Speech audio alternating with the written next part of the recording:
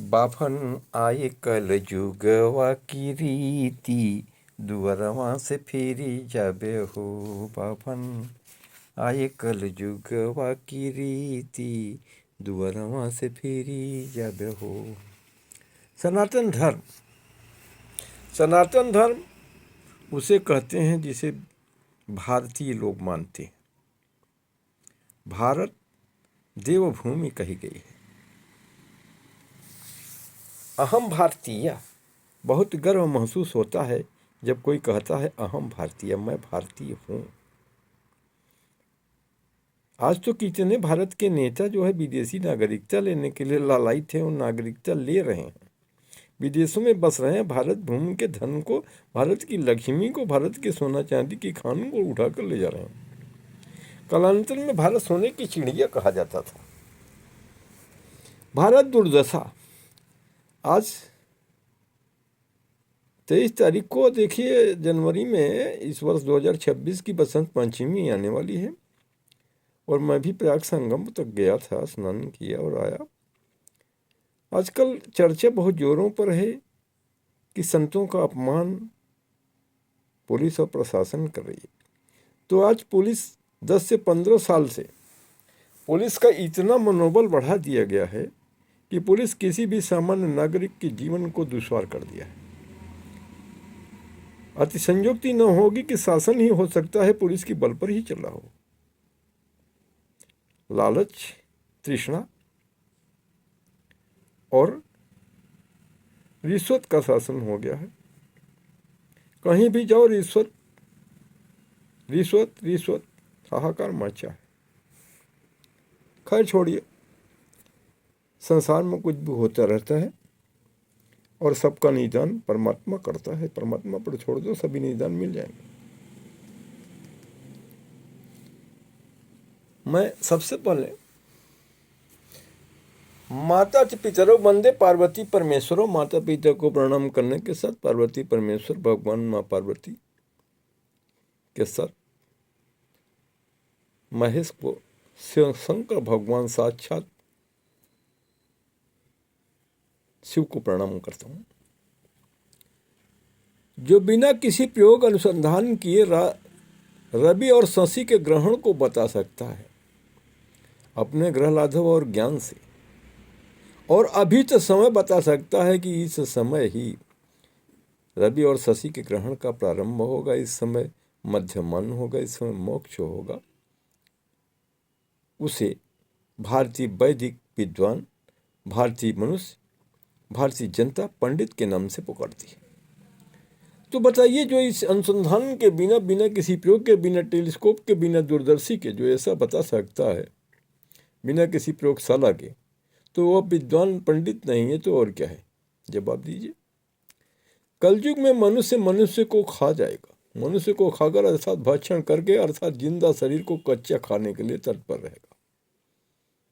भून करके भी खा सकता है, उसकी इच्छा है। या कुंदेन्दु तुषारहार धवला, या शुभ्रवस्त्रावृता, या वीणावरदंड मंडितकरा, या श्वेतैः पद्मासना, या ब्रह्माच्युत शंकर प्रभृतिर्देवैः सदा वन्दिता, सा मां पात सरस्वती भगवती निःशेषजाड्यापा। गुरुर्ब्रह्मा गुरुर्विष्णु गुरुर्देवो महेश्वरा, गुरुः साक्षात् ब्रह्म तस्मै श्री गुरुवे नमः। सरस्वती नमो नित्यं, भद्रकाल्यै नमो नमः। वेद वेदांत वेदांग विद्या स्थाने पे एवं सरस्वती के साथ भद्रकाली का स्मरण करना आवश्यक होता है। शत्रुनाश करे देवी सरसो भाग्यदायिनी, रूपम देहि जयम देहि यशो देहि दिशो देहि, विद्यावंतम यशवंतम लक्ष्मीवंतम जन्म गुरु, रूपम देहि जयम देहि दिशो देहि यशो देहि दिशो देहि। प्रचंड दैत्य दर्पघ्ने चंडिके प्रणताय में, रूपम देहि जयम देहि यशो देहि दिशो देहि। देखिए, इस संसार में पशु और मनुष्य का जन्म एक साथ हुआ। जीवों का उत्पत्ति में कोई थोड़ा सा आगे, कोई थोड़ा सा पीछे पैदा हो गया। तो इस संसार में जितने भी मनुष्य हैं, माया के और मोह के बंधन ही, दो ही बंधन इस संसार में बताए गए हैं, जो हमारे धर्म और ईश्वर के वाक्य माने जाते हैं। सनातन, सनातन क्या है? सनातन एक धर्म है। सनातन धर्म कहाँ पर विचलित और प्रखरित उत्पन्न हुआ और कहाँ उसके मूल और जड़ शाखा है? सनातन धर्म भारत भूमि देव भूमि में ही उत्पन्न हुआ है और सनातनियों का देश ही भारत देश कहा जाता है। जो धर्म से शासित होता था, राजा उससे सर्वोपरि नहीं था, धर्म से नीचे राजा रहता था और धर्मात्मा सर्वोपरि कहा जाता था। धर्मात्मा कौन होता था? जो धर्म का ज्ञान, धर्म की याददाश्त और धर्म को लोगों के बीच में प्रचारित, प्रसारित और व्याख्या करता था, वो धर्मात्मा कहा जाता था। जो निर्लोभी होता था और उदासी होता था। देखिए, संसार में सबसे बड़े संत कौन है? सबसे बड़े संत उदासी है। जगत गुरु ब्राह्मण, जगत गुरु कौन कहला सकता है? केवल ब्राह्मण ही जगत गुरु कहा जा सकता है, दूसरा नहीं। यह धर्म की सनातनियों की व्याख्या है। जगत गुरु ब्राह्मण, ब्राह्मण गुरु सन्यासी और सन्यासी गुरु उदासी। उदासी से बड़ा भी कोई संसार में है? कतई नहीं है। उदासी कौन है? भगवान विष्णु। उदासी न खड़ा, उसी के नाम पर उदासी न खड़ा पड़ा। तो आगे सुनिए, जो बिना किसी प्रयोग और अनुसंधान किए रवि और सांसी ग्रहण बता, वो पंडित नहीं तो और क्या है। कलयुग में, कलयुग के आने पर मनुष्य स्वयं स्वेच्छाचारी धर्म, स्वेच्छाचारी कानून की रचना करेगा। मनुष्य मनुष्य को खा जाएगा, मानव धर्म विचलित हो जाएगा और फिर तभी तो इस सृष्टि का प्रलय होगा।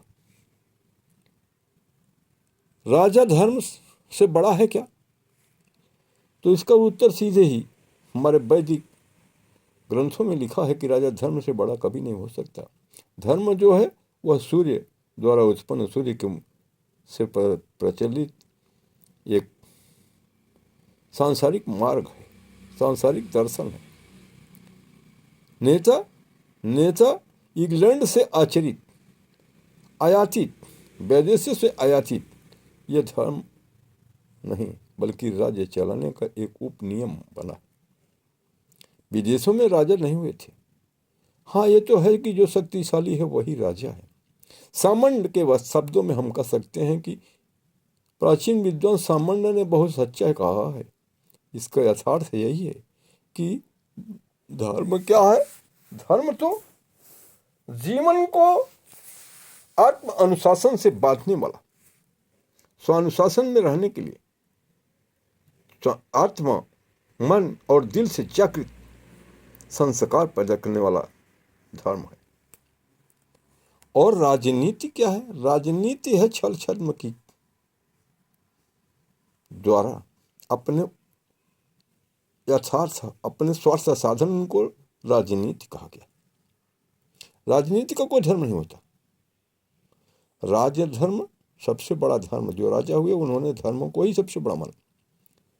तो राजा भी धर्म से बड़ा नहीं होता था, राजा धर्म का पालन करता था और धर्म विहीन राजा को जनता खदेड़ देती थी। जैसे राजा अपराधी को दंड देता था, उसी तरह जनता भी राजा को मृत्यु दंड तक देती थी। जब राजा निरंकुश अपराधी और स्वेच्छाचारी हो जाता था तो जनता उसे उखाड़ फेंकती थी, उसे उचित दंड दे करके और संसार से नाबूद करती थी। अहिंसा परमो धर्म, हमारे भारतीय सनातन में अहिंसा को परम धर्म माना गया।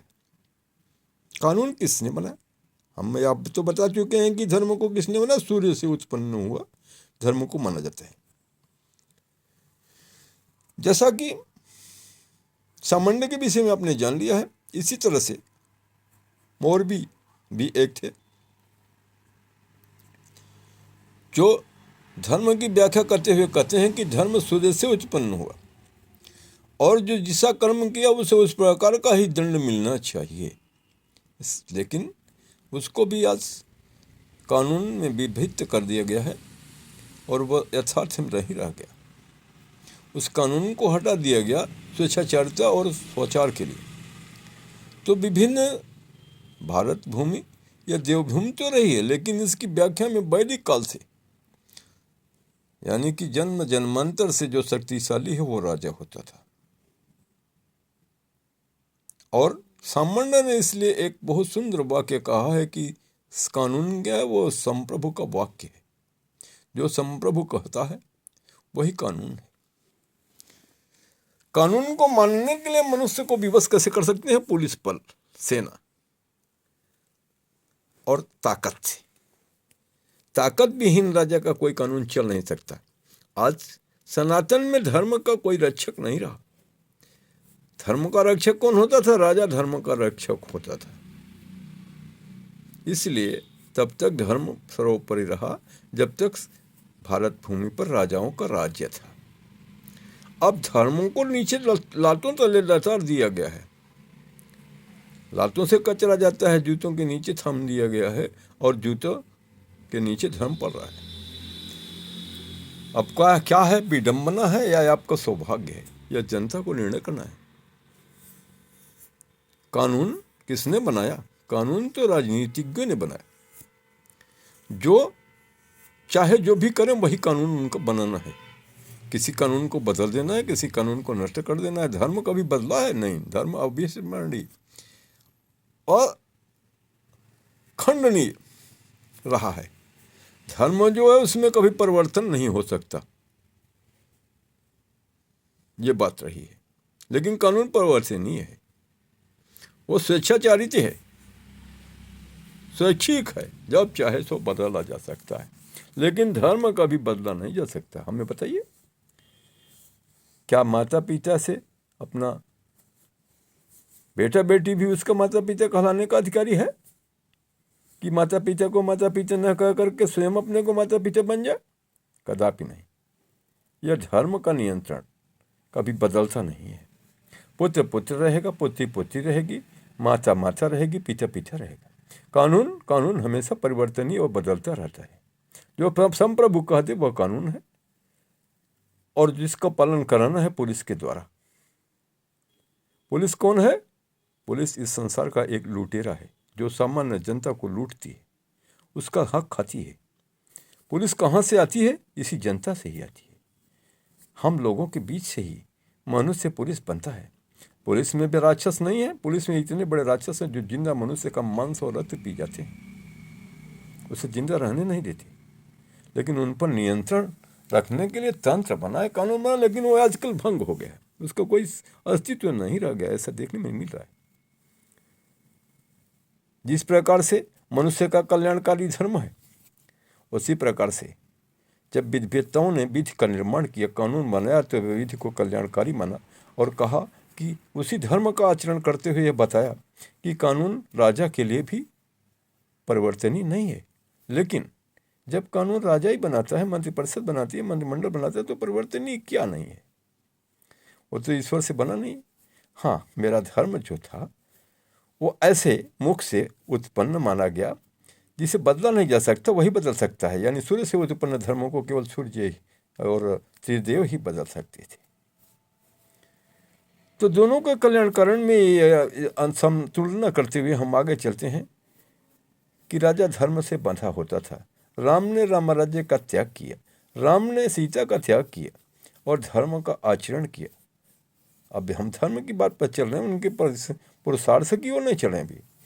तो राम है नहीं, दशरथ ने धर्म का पालन किया, वचन का पालन कैकेयी, दशरथ, राम, लवकुश आदि ने किया। त्रिदेव भी अपने धर्म और कर्म के पालन के लिए माने जाते हैं, लेकिन त्रिदेव से बड़े राजा इंद्र नहीं थे। त्रिदेव की शक्ति बहुत अपरंपार थी और वो कभी किसी के शरण में नहीं गए, न तो कभी इंद्र के शरण में गए और न कहीं गए। तो हमारे जो धर्मात्मा, जो महापुरुष कहे गए हैं, वो जो संत हैं, वास्तविक संत हैं, जिन्हें मोक्ष संत उसे कहा गया जो मोक्ष की कामना करता है। तो संत कभी भी न्यायालय, पुलिस की शरण में नहीं जा सकता। उसे छह मार डालो, उससे प्राणांत हो जाए, उसे मोक्ष की प्राप्ति ही परमात्मा का मिलन है। उसे किसी की शरण में जाने की आवश्यकता नहीं है। उसका जवाब जनता देगी। उसे जनता से अपने वक्त को रखना चाहिए, अपने शिष्यों के बीच, और अपने शिष्यों को उद्गार में लाना चाहिए कि कल तुम्हारे साथ आने वाले जन्म में क्या होने वाला है।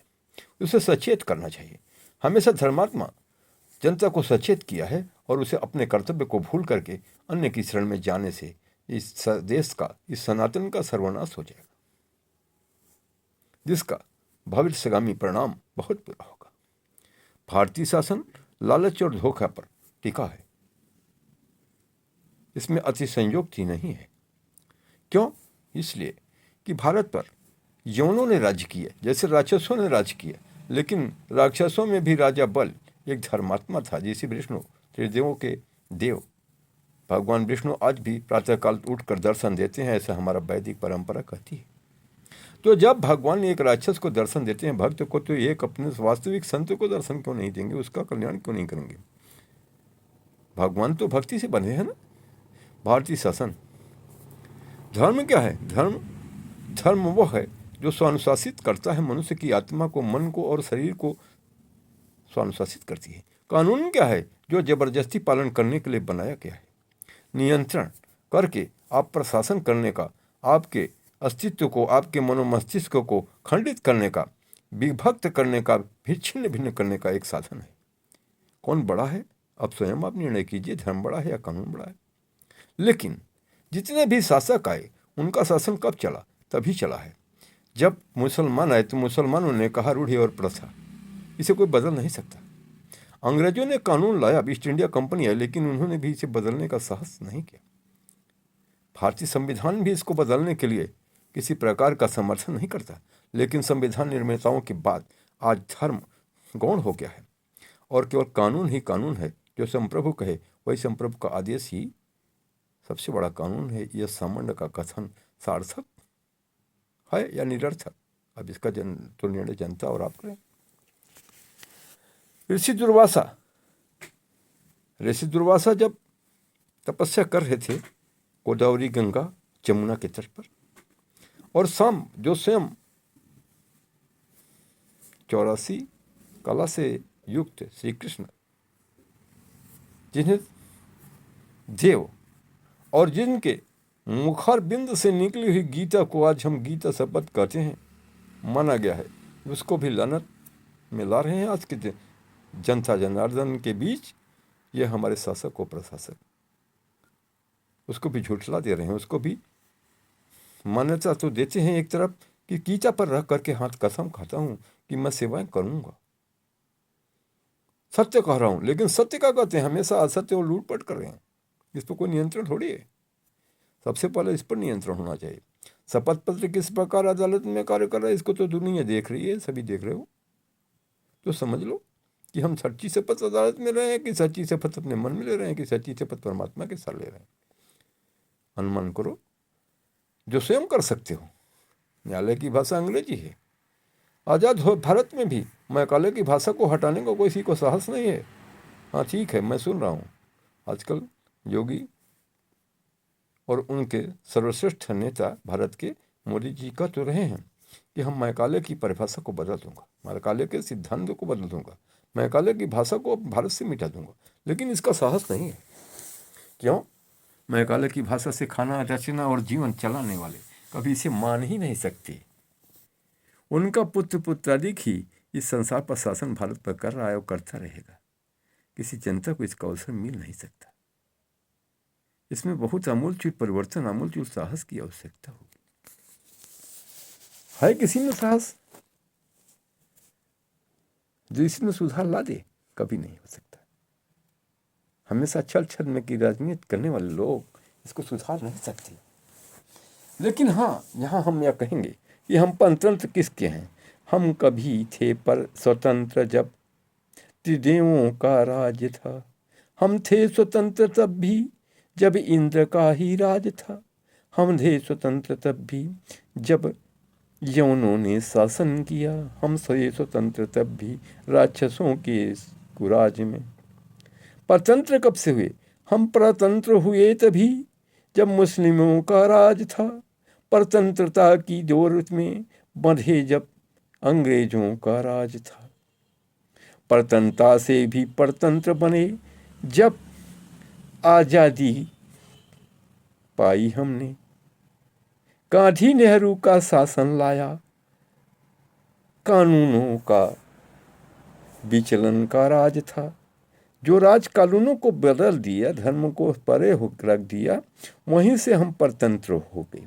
ठीक है, हमें कानून को मानने पर जेल की सजा होगी, ये डर है।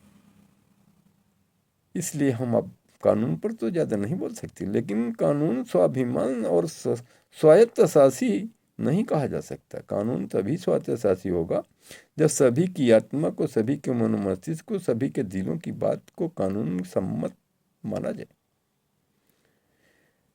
आपके बोलने पर सेंसर लगाया किसने? भारतीय कानून ने आज बोलने पर भी सेंसर लगा दिया है। सेंसरशिप ऐसा तो मुसलमानों ने नहीं लगाया, ऐसा अंग्रेजों ने नहीं लगाया। तो हम परतंत्र कब हैं? हम आज परतंत्र हुए।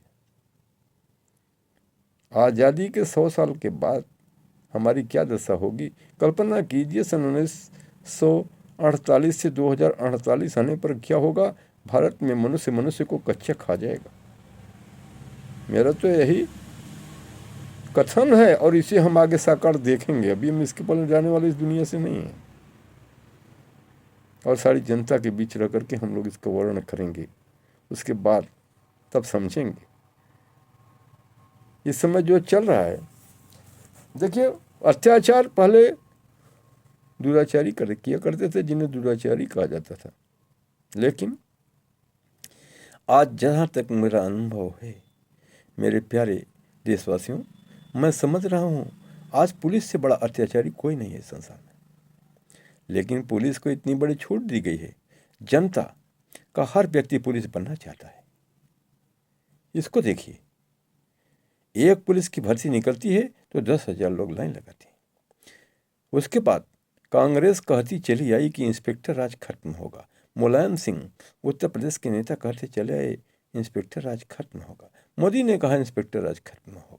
लाल बहादुर शास्त्री ने कहा इंस्पेक्टर राज खत्म होगा। यदि देवगौड़ा ने कहा इंस्पेक्टर राज खत्म होगा। जो भी शासन बने, लेकिन इंस्पेक्टर राज कभी खत्म हो नहीं पाया किसी भी विधान में। तो पुलिस कह दे वो सत्य है, उसी पर कानून है। तो इसका मतलब कि कानून क्या है और न्याय क्या है? न्यायालय का हर अधिकारी पुलिस का अधिकारी है। इसका तो सही अर्थ यही है कि जो पुलिस कहती वही सत्य है। हमारा कानून क्या है? हमारा कानून जनता के साथ एक धोखा है, जो जनता के स्वाभिमान, जनता के धर्म, जनता की आत्मा को कुचल देता है, कुचलने के लिए बना है, ये कहा जा सकता है। कानून वह होना चाहिए जो सबको सुखदायी हो, सबके ख्याल रखे, सबके लिए हितकारी हो। और समानता का अधिकार हमारा कहाँ है? जो संविधान के धारा 14 में समानता का अधिकार दिया गया हो, उसका कहीं पालन है भारत में? कहीं नहीं। बड़े लोगों के लिए अलग कानून है, धनाढ़ियों के लिए अलग कानून है, गरीबों का कोनो कानून का उनके पास कोर्ट फीस ही नहीं है। वो न्यायालय तक पहुंच नहीं सकते, उनके पास वकील की फीस नहीं है। वकील उनको तक खर्च खा जाता है, चमड़ी निकोल लेता है, तब वो वकालत करता है। न्यायालय बिना वकील के सुनता नहीं है। एक ऐसा देश है, ये कैसा हमारा विचलन हुआ। भारत का कितना बड़ा दुर्दशा हो रही है।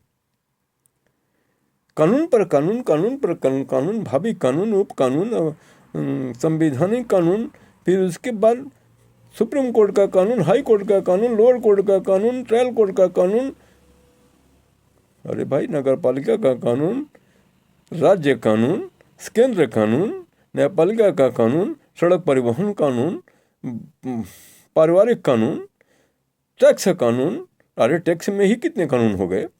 प्रत्यक्ष कर कानून, अप्रत्यक्ष कर कानून।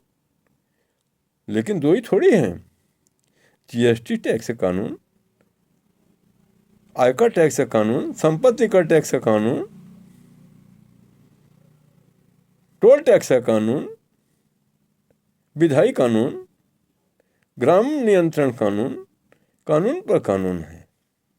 इतने कानून देखोगे। इसीलिए सारा विश्व कहता है कि भारत वकीलों के लिए स्वर्ग है। इस कानून से चलो, उस कानून, इतने में मनुष्य का जीवन कितना है? 100 से अधिक कानून है भारत में। और मनुष्य का जीवन अधिकतम 100 वर्ष तो आयु मानी गई है। उसके कार्य करने का समय कितना है? 30 से 35 साल।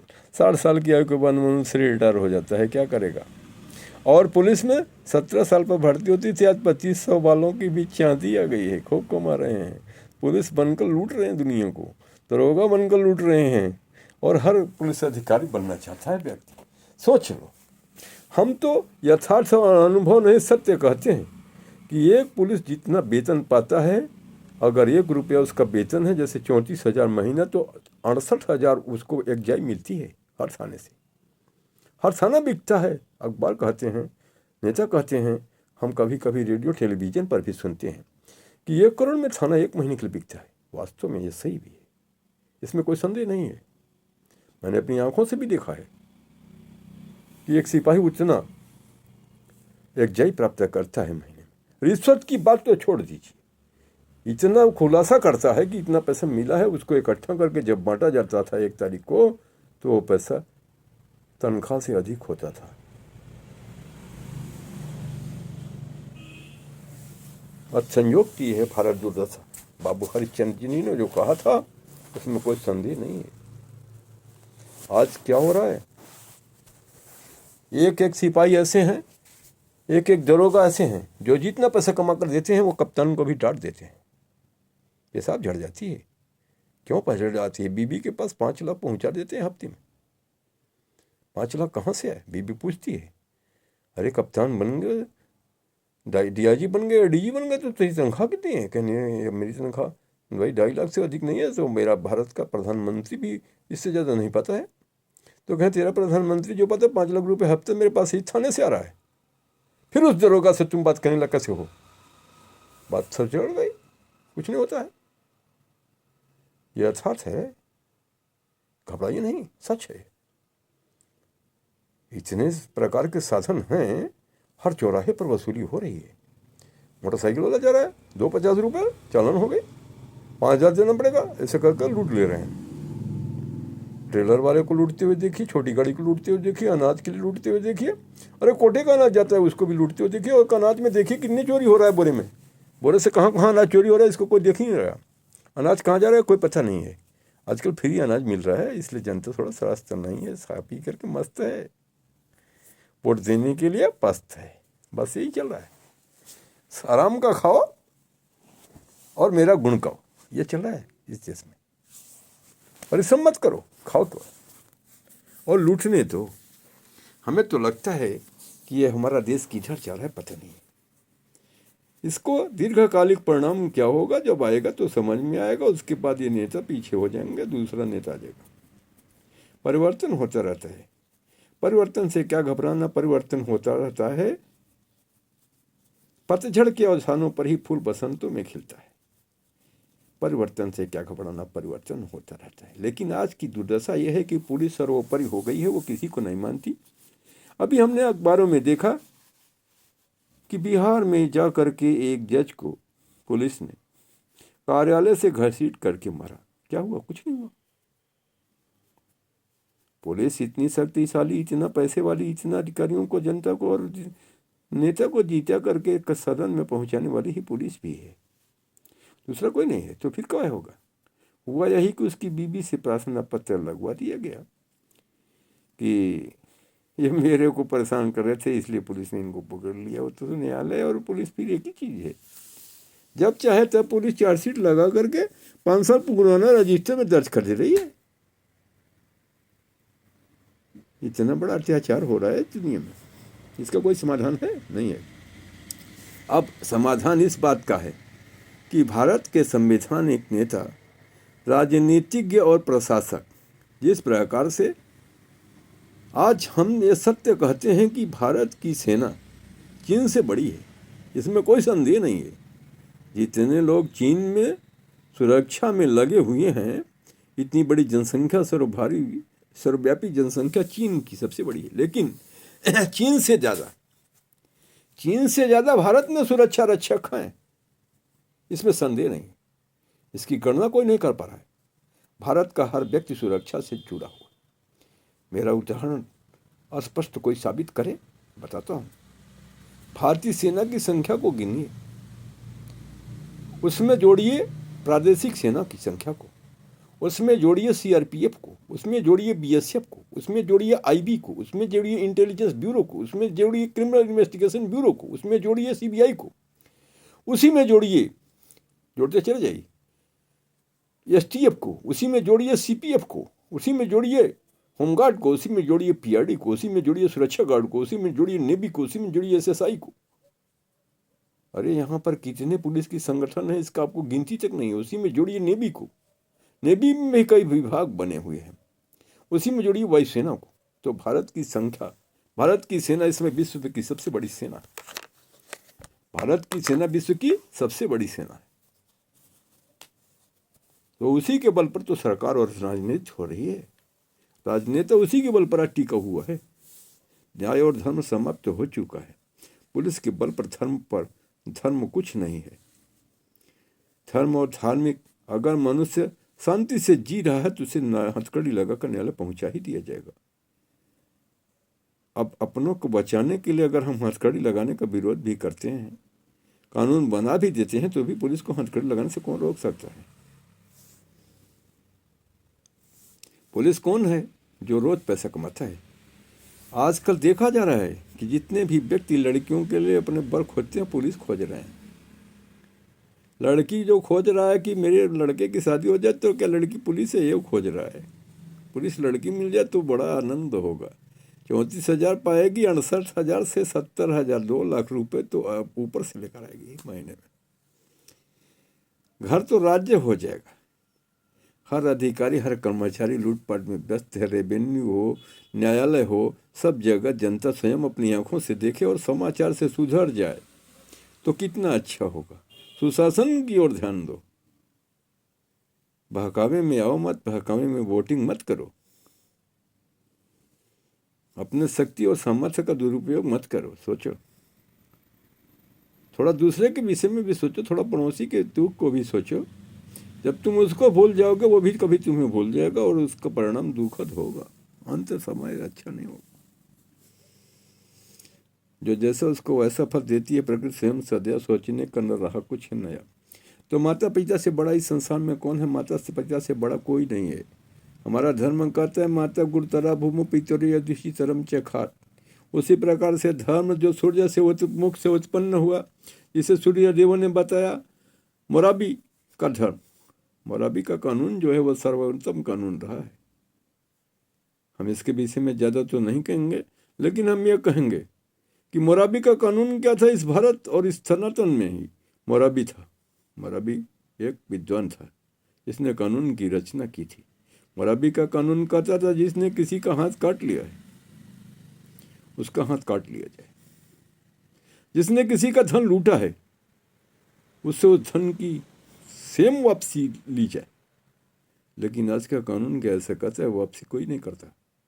सिर्फ पीड़ित को दौड़ाओ कचहरी और पीड़ित उसी प्रकार से चला जाए, उसे कुछ मिलना नहीं है।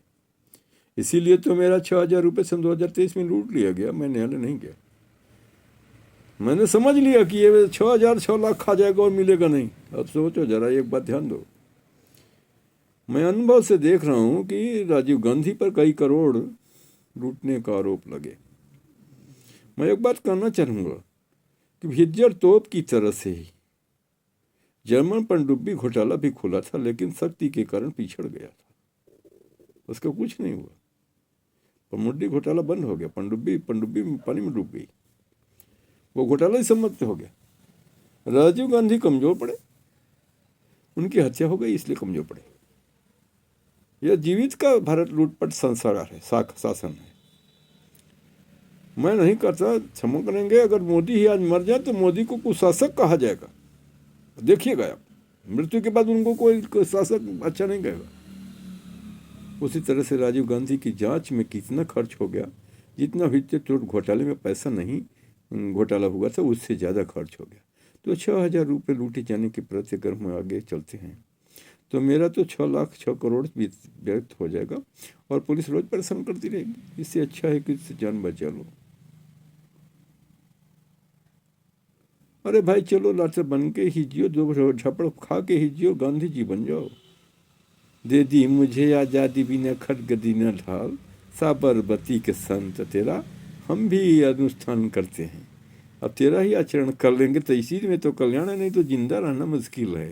ये साबरमती के संत तुमने अगर और कुछ नहीं सुना तो जिंदा रहना तो सिखा दिया कि झापड़ मारने पर भी शक्तिशाली से डरो और दूसरा गाल भी उसकी तरफ बढ़ा दो कि बेटा अगर तुझे संतोष नहीं है तो बाप बन जा, एक झपड़ी से मारा, दूसरा भी मार ले, लेकिन आगे जिंदा रहने दे।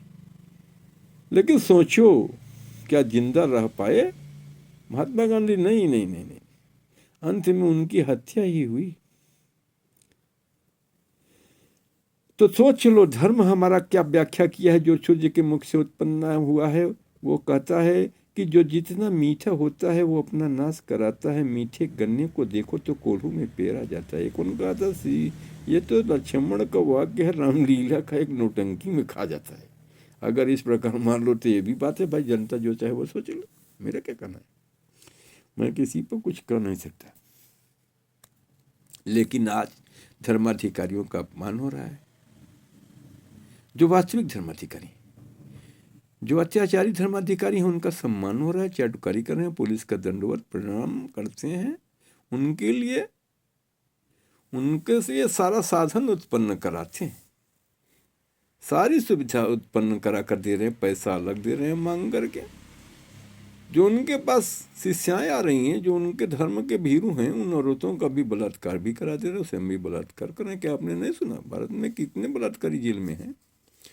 अब इसमें कहने की कोई ज़रूरत नहीं है। तो पुलिस सब कुछ करने में समर्थ है। शासन कौन है भारत का? भारत का शासक पुलिस वर्ग। जो एक पुलिस कानून, जो एक दीवान ने लेखनी कर दिया तो अदालत जाना ही है। तो क्या शंकराचार्य के ऊपर मुकदमा अगर पुलिस ने लिख दिया जो प्रयाग में है, वो नहीं जाएंगे? जाना ही जाना है। तो आजकल भगवान भी तो चला गया कहाँ? कानून के नीचे मनुष्य का कानून सर्वोपरि हो गया। तो वास्तव में है तो ये मृत्यु लोक ही। अरे भाई आप टीवी सीरियल में देख रहे हो, यमराज भी कानून और थाने के अंदर कर दिए जा रहे हैं। लेकिन क्या वास्तव में कोई यमराज को अंदर कर पाया है? जो अंदर करना पिक्चर में दिखाया जा रहा है उसे भूल जाओ। यमराज तो ऐसा है जो पुलिस नहीं, पुलिस के बाप के अब्बा को भी अंदर कर देता है। बाप के बाप, बाप के बाप, बाप के बाप के अब्बा को भी काल ने अंदर कर लिया, उसे भी अंदर कर सकते हैं। ये पिक्चर है, ये पिक्चर सच नहीं है।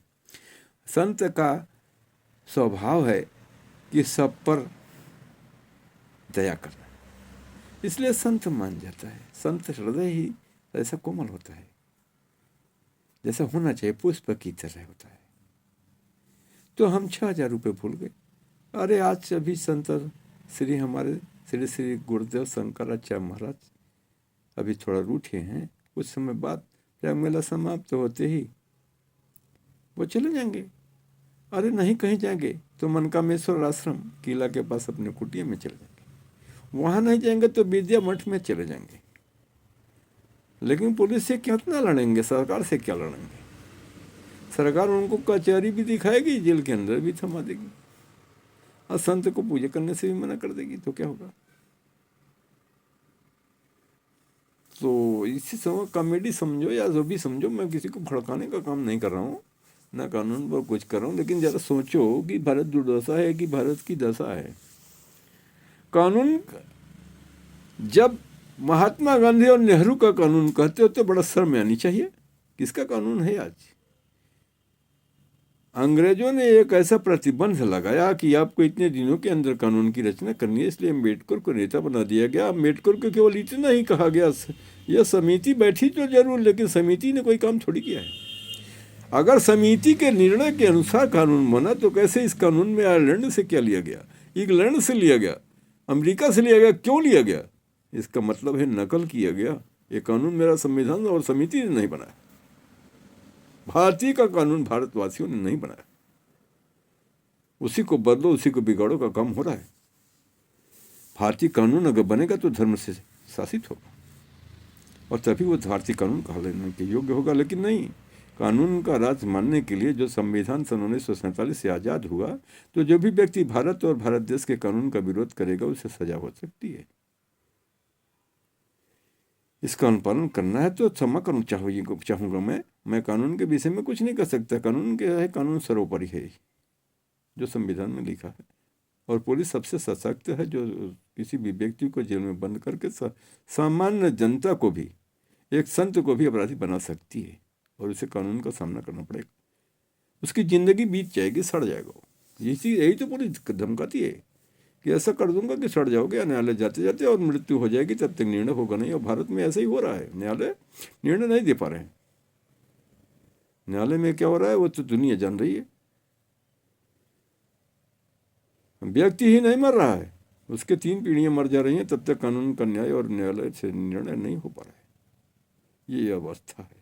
हो सकता है, किया नहीं जा रहा है। लूटपाट का शासन हो रहा है, उसके आगे सब दबे हैं, सभी पैसे और लालच में बने हुए हैं। किसी में अब ये नहीं रह गया। कहने के लिए संत हम भी हैं, संत कोई भी है, लेकिन अब मोक्ष प्राप्ति के लिए कोई संत और व्यवस्था को धारण नहीं कर रहा है। राजनीतिक लोलुप्सा ख्याति के लिए संत बन रहे हैं।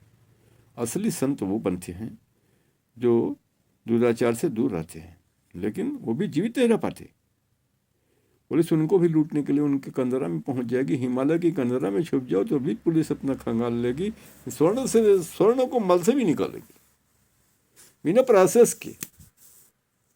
फैन प्रक्रम करने की पुलिस को जरूरत नहीं पड़ती, वो वैसे ही सीधे सोना और चांदी और तंबले देती है।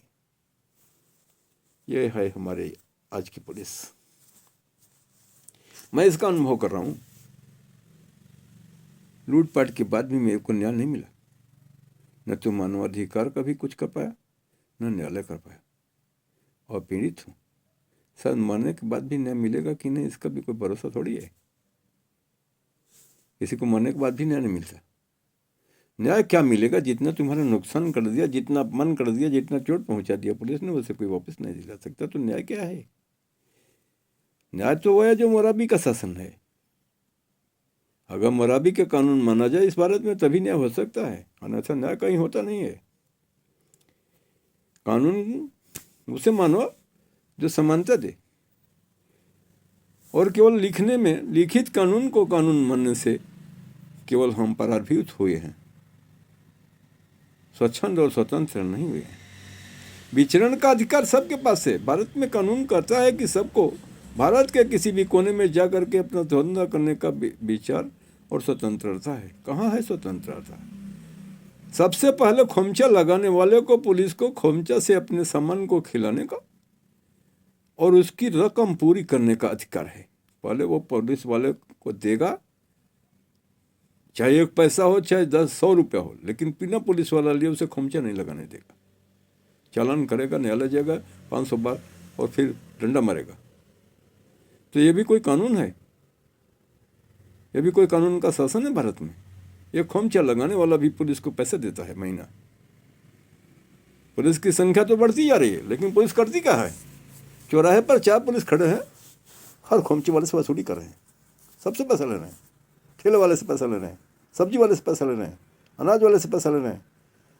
जनता जा रही है साइकिल से, मोटरसाइकिल से, उससे पैसा ले रहे हैं।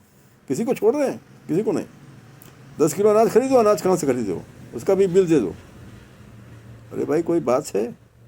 अपना अनाज बेचने के लिए ले जा रहे हो, अपने घर से उत्पादित लकड़ी ले जा रहे हो, उसके लिए भी टीपी और पैसे दे दो।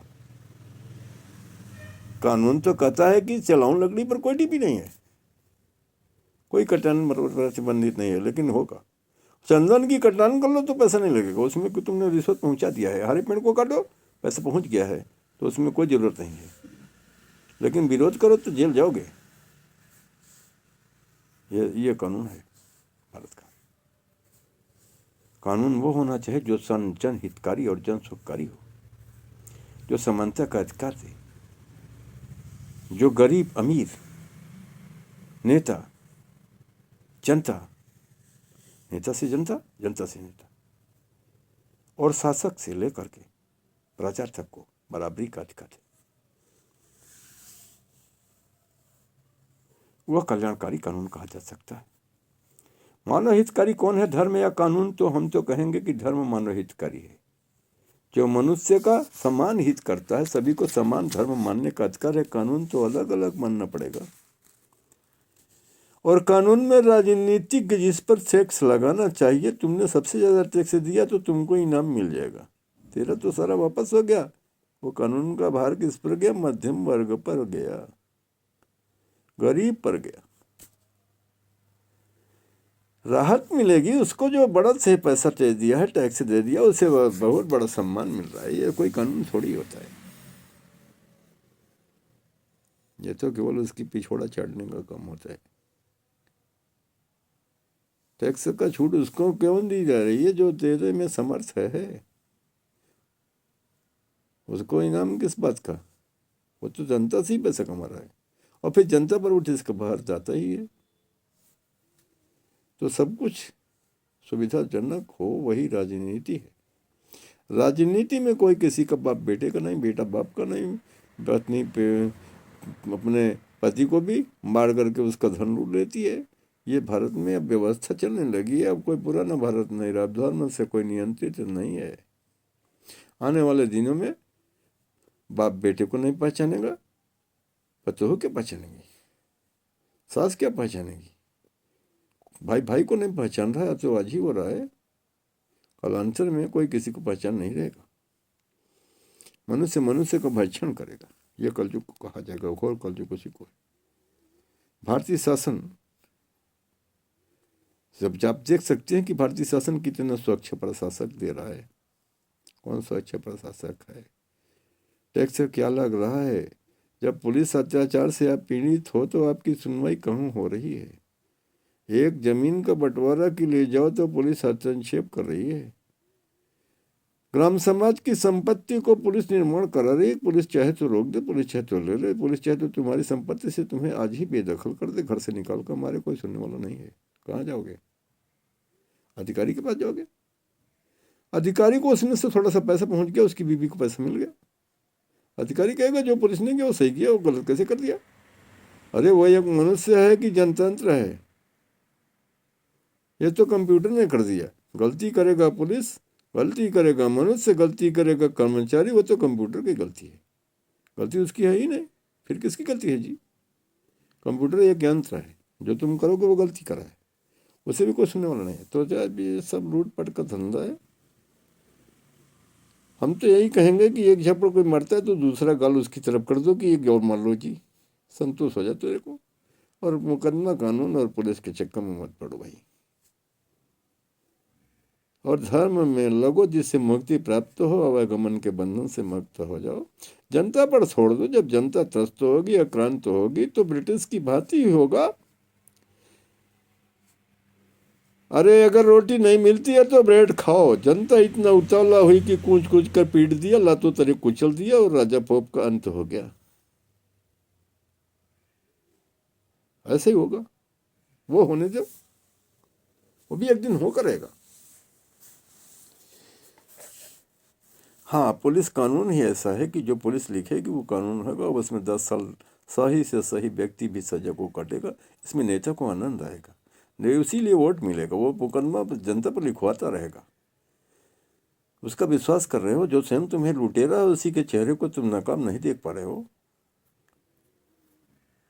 वो तो चाहता है कि मुकदमा लिखा जाए तो तू मेरी गुलामी करेगा, न्यायालय से त्रस्त रहेगा तो मेरी तरफ उठा कर निकाह नहीं उठा पाएगा।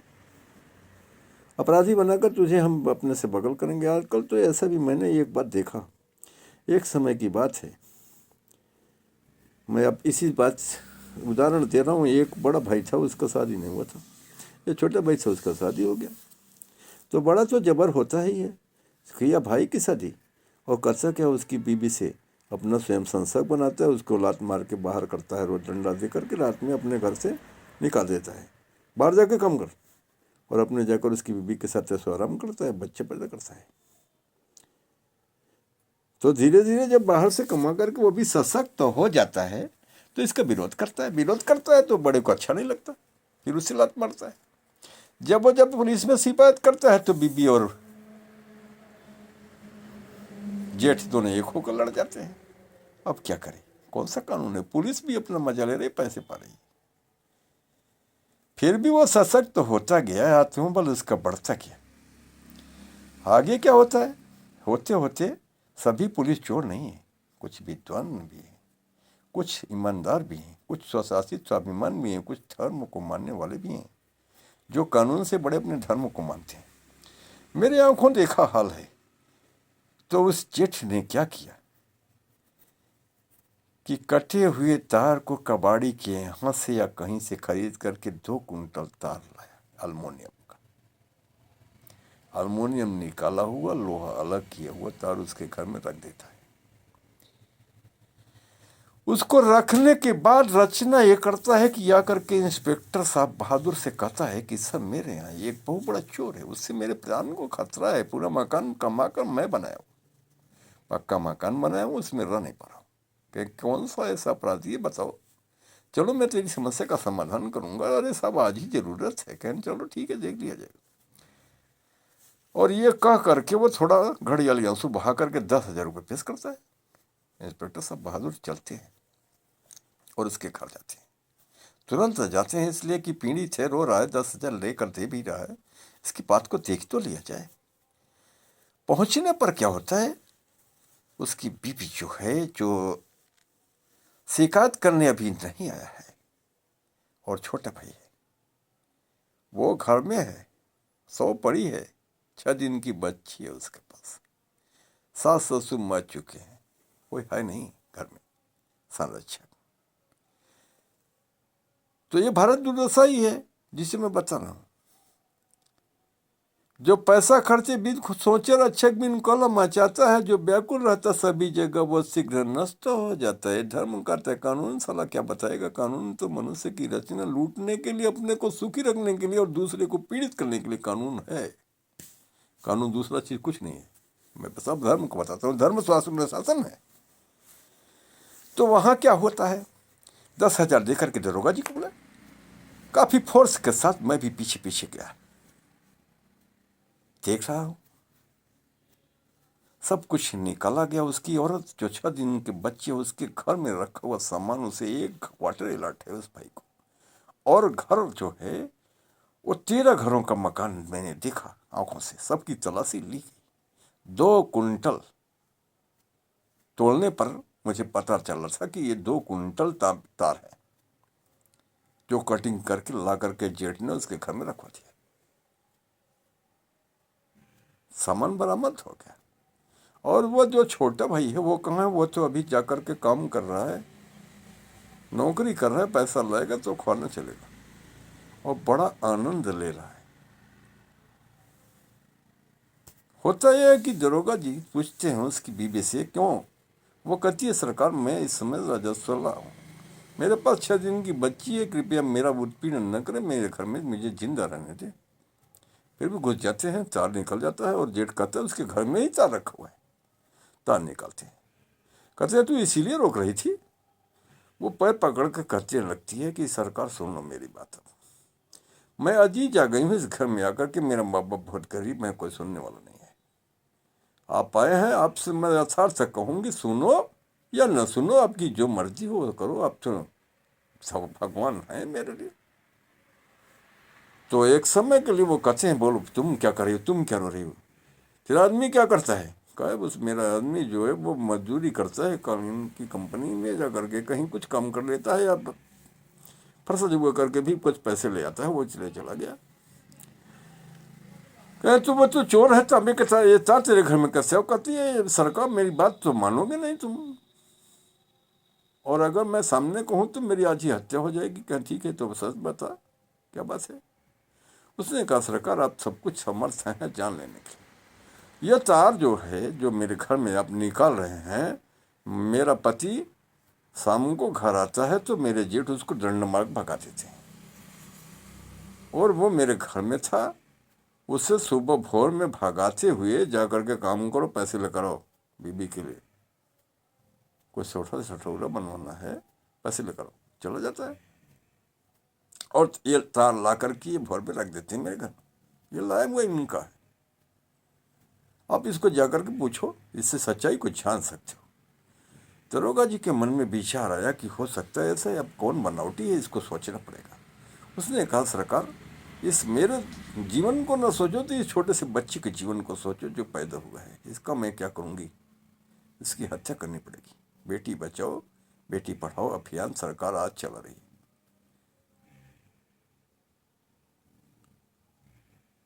तो दरोगा जी ने कहा तुम क्या सोचती हो, इसका मतलब मैं तेरे ऊपर प्रसन्न होकर इसे छोड़ दूँ? उसने कहा कत्तई जरूरत नहीं है, जरूरत यह है कि जो आपके दिमाग और दिल में है वो न्याय कर देना, बस मेरी आपसे यही विनती है। दरोगा जी चले, कुछ समय आगे चले बढ़े, सामान लाद करके जीप में सरकारी जब चलने को होते हैं तो गांव वालों की कुछ संख्या वहां पहुंच जाती है। पूछते हैं कौन कैसा कौन सब, ये तो बाहर आता है, कमाया कौन है? कहें ये पहले बहुत पैसा कमाया है, इसका शादी विवाह नहीं हुआ था, दूर चला गया था, इसका पहले का चरित्र क्या है? कि पहले का चरित्र कोई बता नहीं सकता, लेकिन शादी विवाह नहीं हुआ है, जब आया तो मकान वकान बनवाया था, माँ बाप इसके मर गए, छोटे भाई का विवाह किया है। कहे तो ये बताओ इसका छोटा भाई बहुत बड़ा चोर है? नहीं नहीं नहीं, चोर तो नहीं है साहब, ये जो बड़ा वाला है ये पहले चोरी करके और गांव छोड़कर भाग गया था, इसका रिकॉर्ड है, एक बार जेल गया जा चुका था, उसके बाद भागा था घर से, इसलिए इसका विवाह नहीं हुआ। कहे कितने साल पहले की बात है? तो बताया कि यह बात लगभग 35 साल पहले की है। अब सोचो, इंस्पेक्टर साहब को क्या पता कि थाना ज्ञानपुर 35 साल पुराना है? अरे एक दिन थाने का मुआयना हो रहा था, मैं उस समय वहां उपस्थित था। कप्तान साहब का प्रश्न था कि यह थाना कितने वर्ष पुराना है। कोई सिपाही से रिकॉर्ड मांग रहे थे, कोई रिकॉर्ड दिखाने के लिए तैयार नहीं, ना कोई रिकॉर्ड दिखा रहा था। मुझे समझ में आया कि ये तो अजीबो गरीब बात है। कप्तान भी उपस्थित, कप्तान भी उपस्थित, लेकिन कोई इस बात का स्पष्ट जवाब नहीं दे रहा है। मुझसे रहा नहीं गया, मैंने कहा सरकार ये थाना, कोई कहता है 20 साल पुराना है, कोई कहता है 30 साल पुराना है, कहीं कोई रिकॉर्ड दिखो, कोई दिखा नहीं रहा है।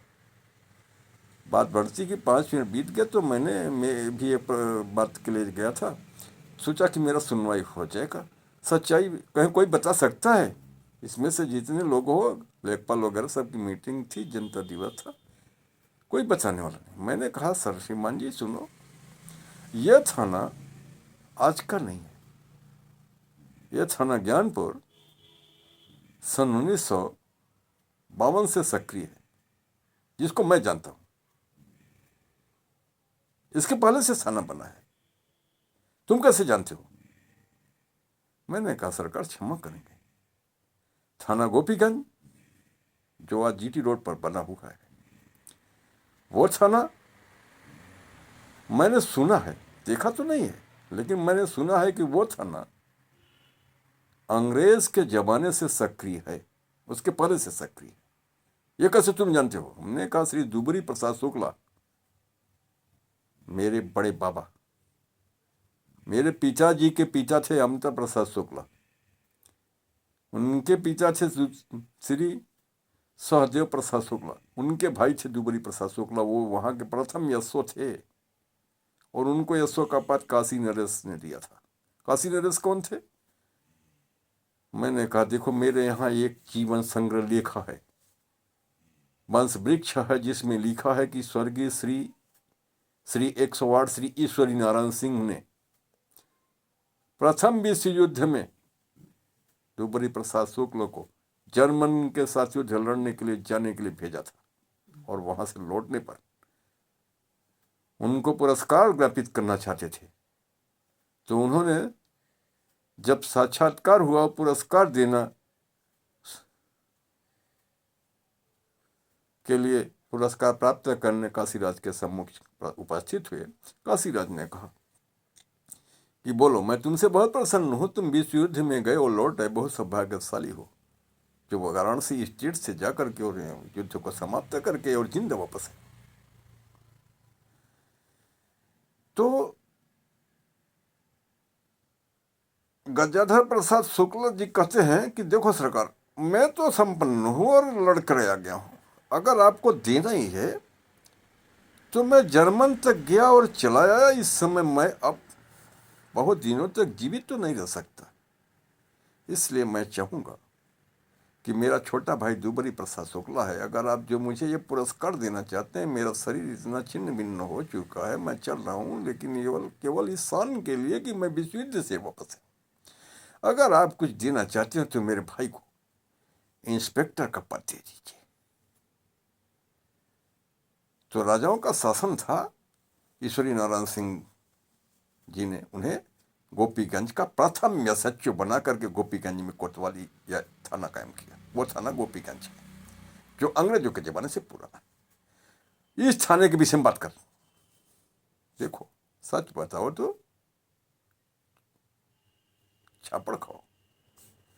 इस थाने के विषय में बात कर। मैंने कहा देखो इस थाने को जब से मैं पैदा हुआ और जानकारी में आया तब से मैं देख रहा हूँ ये थाना यहीं पर है, हटा नहीं है। इसके कितने एसओ एसएचओ बदल गए। कहूँ इतना रिकॉर्ड तो मेरा नहीं बचा। मतलब का तुम्हारा रिकॉर्ड तो फूंक दिया जाता है, लूटपट होती है यहाँ पर, तो रिकॉर्ड कहाँ से रहेगा। अरे किसी क्रिमिनल को हटाना है तो हिस्ट्री सीटर का नाम हटाना है तो वो कागज ही फूंक दिया जाएगा, दूसरा बना के रख दिया जाएगा। तो तुमको पता कैसे चलेगा कि थाना कब से बना है। लेकिन मैं यहीं पैदा हुआ और मरणोपरांत ही यहाँ से हटूंगा। सरकार मैं झूठ तो नहीं बोल रहा, चाहे जो भी सजा दो, इस बात के लिए मुझसे निकल गया तो कोई गलत नहीं है। किसी से पता करो, तस्दीक कर लो। यह थाना ज्ञानपुर जो है, इस जगह पर तहसील के बगल में जो बना हुआ दिखाई दे रहा है, यह तहसील भी अब यहाँ से समाप्त हो गई। आने वाला नया अधिकारी तहसील को नहीं जान पाएगा, तहसील दूसरी जगह चली गई। तो यह थाना तो अगर 1947 से पहले नहीं बना, मैं इसका प्रमाण नहीं जानता, न इसके विषय में कभी चर्चा किया अपने परिवार से, न सुना हूँ। तो यह थाना तो पुराना है, लेकिन मैं 1952 से पहले इसको जानता हूँ। जानकारी में मैसर से चकुआ महावीर मेला पर गया तो यह थाना था, और बगल में आबकारी बनी, तहसील बनी, लेकिन थाना का बिल्डिंग पुराना है। आज उस थाने का कायाकाल पर तो हो गया है, देखने में आ रहा है। तो महिला थाना कितना पुराना। महिला थाना तो पहले था ही नहीं भाई। महिला थाना तो हमें पता है कि 2000 के बाद बना है ज्ञानपुर में। कहिए कैसे तुमको पता है। हमका तुमको इसलिए पता है कि इसमें एपीओ रहा करते थे सन 2000 में, और एपीओ जो थे वो जिला जज के दामाद थे, और पुलिस उन पर एक मुकदमा लिख दिया था बलात्कार करने का, जो मुकदमा कई वर्षों तक चला। एपीओ साहब बहुत परेशान हुए थे, यहाँ से बेचारे चले गए, और एक भूजैन को साथ करके पुलिस ने मुकदमा उन पर कायम किया था, भरभूज जाति को। उससे उनको निजात मिली। तो पुलिस तो किसी को भी फंसा दिया करती है। जज साहब भी यहाँ से लज्जित होकर ही गए, लेकिन तो मानवता का धर्म यहाँ तो है नहीं। आप तो मानेंगे नहीं मेरी बात को। लेकिन यह थाना नया तो, महिला थाना तो तब कायम हुआ जब महिला शासन और प्रशासन का ध्यान करके महिला थाना बनाया गया। तो ये पहले पुलिस लाइन में ही था। सन 2005 में मैं इसे जानता हूँ कि पुलिस लाइन में थाना चलता था, उसके बाद ये कायम हुआ। इसका क्या प्रमाण है। मैंने कहा मैं पुलिस सेवा किया हूँ, सहायक पुलिस सेवक भी रहा हूँ, और मुझे खूब ज्ञात है। ऐसा तब कह पाया जब कलेक्टर महोदय का थोड़ा सा प्रोत्साहन मिला कि नहीं नहीं सच बताओ थे हो तो तुम्हें सजा कौन दे सकता है, सच बताओ। तो सच बताया मैंने कि मैं 2005 के बाद ये थाना कायम हुआ, भाई जो महिला थाना है। लेकिन यह थाना यह झूठ है जो रिकॉर्ड आपको बताया दिखाया जा रहा है। यह थाना 1952 से पहले बना है ज्ञानपुर का, और 52 से पहले बनी हुई बिल्डिंग में यह थाना स्थित है। अब इसकी बिल्डिंग तोड़ करके बनाई गई। तो इस समय की बात बता रहा हूँ, कुछ समय पहले की। लेकिन सच कहो तो कोई डांट और गाली और छापड़ से कोई स्वागत होता है। ये पुलिस का कर्तव्य है, और फिर रिकॉर्ड बनाए जाते हैं। पुलिस क्या क्या कर सकती है पता नहीं है। तो जरा संभल के रहो। जीवन में सम्मान से जीना है तो धर्म अपने तक कायम रखो, और पुलिस के कानून से बचो। किसी भी न्यायालय में ये शक्ति नहीं है जो पुलिस के खिलाफ न्याय दे सके। जो चाहे सीधे साधे व्यक्ति को डकैत बना देना पुलिस के लिए आम बात है, काउंटर कर देना पुलिस के लिए आम बात है। शासन का उसे सहयोग है, कानून का बल है। इसलिए हर व्यक्ति पुलिस बनना चाहता है, और हर व्यक्ति पुलिस महिला पुलिस दरोगा से शादी मित्रता करना चाहता है। मजबूरी है उसकी। और पुलिस से ज़्यादा आज कोई नहीं कमाता है। हाँ, लेखपाल कमाता है, तहसीलदार कमाता है, जज कमाता है, मंत्री कमाता है, विधायक कमाता है। अब उनको पुलिस की बराबरी मत करो, लेकिन नौकरी में पुलिस की बराबरी कोई नहीं कर पाता। गुंडाई करता है, उसके साथ सरकारी असलाह होता है, किसी की भी जान की हत्या कर सकता है, और कानून के अनुसार उस पर 500 मुकदमे लिख सकता है। इस पर कोई प्रतिबंध नहीं, उसके खिलाफ कोई जांच नहीं। निरंकुश हो चुकी है पुलिस हमारी। किसी का भी गला काट दे, किसी का भी पैर काट दे, हाथ काट दे, लूट ले, कोई बात नहीं है। तो ऐसा सभी पुलिस नहीं है, पुलिस में भी लुटेरे हैं, पुलिस में भी ईमानदार हैं। तो अब हम आपको फिर वहीं ले चलते हैं जहाँ से प्रारंभ किया था कहानी। तो उस महिला की बात को जो थी वो उस धार्मिक ईमानदार माता पिता से धर्म की शिक्षा प्राप्त नेक नियति इंसान उस इंस्पेक्टर के दिल में समा गई। वो रास्ते में जब जीप पर हम लोग बैठ कर आ रहे थे उस मुलजिम को लेकर के, तो मुझे याद है कि इंस्पेक्टर साहब आए, थाने में रुके, फिर पूछताछ का प्रारंभ कर दिया और जीडी उठाई और दीवान से जीडी मांगकर स्वयं लिखना अपने हाथों से भी प्रारंभ किया। क्यों? वो अत्याचारी जेठ जो उसका भसुर था, दीवान को भी पहले पैसा दे करके तभी किया था। इसलिए दीवान चाहता था कि जो करा 400 लिख दिया जाए। और ऐसा देख करके इंस्पेक्टर साहब ने कहा जीडी मेरे पास, और जीडी वापस ले लिया। कहा बस तुम नहीं लिख सकते। बरामद माल लिखा और उस चाहे जिसका नाम लिख दो कि अभी पूछताछ हुई नहीं, तब तक तुम्हारा कार्य पूरा हो गया। इंस्पेक्टर साहब ने पूछा कि इसके साथ 10-5 लोग भी आए हैं और नगरवासी भी हैं, पत्रकार भी उपस्थित हैं, लेकिन मेरी आत्मा करे उस 6 दिन की बच्ची का क्या होगा जब इस तार की कटिंग में 7 साल की जेल करा देता हूं। और तुम्हें क्या पता है इसके बदले में 20,000 मेरी जेब में कहां से आ गई? पता है तुमको? उधर तो दीवान जी पेल के बैठे हुए हैं। 10,000 रुपये अपने ने लिया, 10,000 इंस्पेक्टर को दिलाए हैं। 30,000 रुपये में दिया उसने बीबी के खातिर। सोचो क्या हो रहा है थाने में। हल्का सिपाही पैसे खा करके मस्त हैं, वो भी पाए हैं 5,000 रुपये। एक अपराधी बनाने के लिए 35,000 रुपये खर्च हो रहा है और सजा उसकी 7 साल हो जाएगी। 7 साल बाद जब जेल से निकलेगा तो उसकी बीबी कहाँ मिलेगी, बच्चा कहाँ मिलेगा? क्या नियति क्या? लेकिन नियति से आगे कुछ हो नहीं सकता, नियति बदल नहीं सकती। जो पृथ्वीना ने लिख दिया छठी रात्रि के यंग राई घटे न तिल बड़े रहो रहो प्राण निसंग। इंस्पेक्टर साहब, माननीय इंस्पेक्टर साहब जो हैं, उनका दिल नहीं मानता। उन्होंने कहा एक लाठी लाओ जरा तो, और लाठी आई।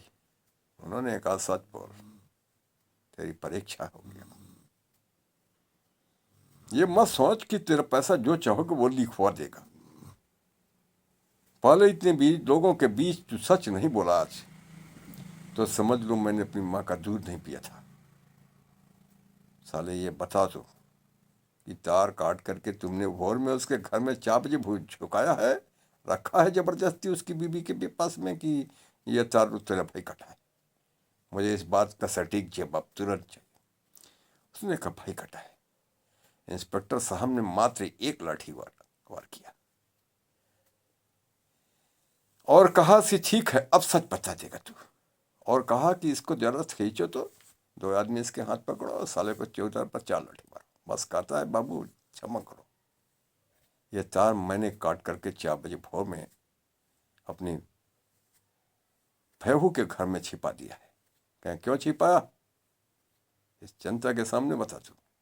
और इतना कहते ही इंस्पेक्टर साहब ने 20,000 रुपये अपनी जेब से तुरंत निकाल करके मेज पर रखा और पत्रकारों से कहा इसको कवरेज करो। कहीं 20,000 रुपये कि तुमने मुझे किस लिए दिया? वो कहता है 10,000 रुपये आपको गाँव चलने के लिए दिया था। अब सच बोल रहा है, एक लाठी की चोट ही सब बता रही है। तो इंस्पेक्टर साहब बहादुर ने एक मजिस्ट्रेट को आहूत किया। जैसे ही डीएम की गाड़ी को देखता है वो मस्त हो गया और कहता है सब मेरे को इंस्पेक्टर साहब जबरदस्ती कहलवा रहे हैं। इंस्पेक्टर साहब ने कहा ठीक है सर, मैं इसको जबरदस्ती कहवा करके लिखवा रहा हूँ, यह सच है।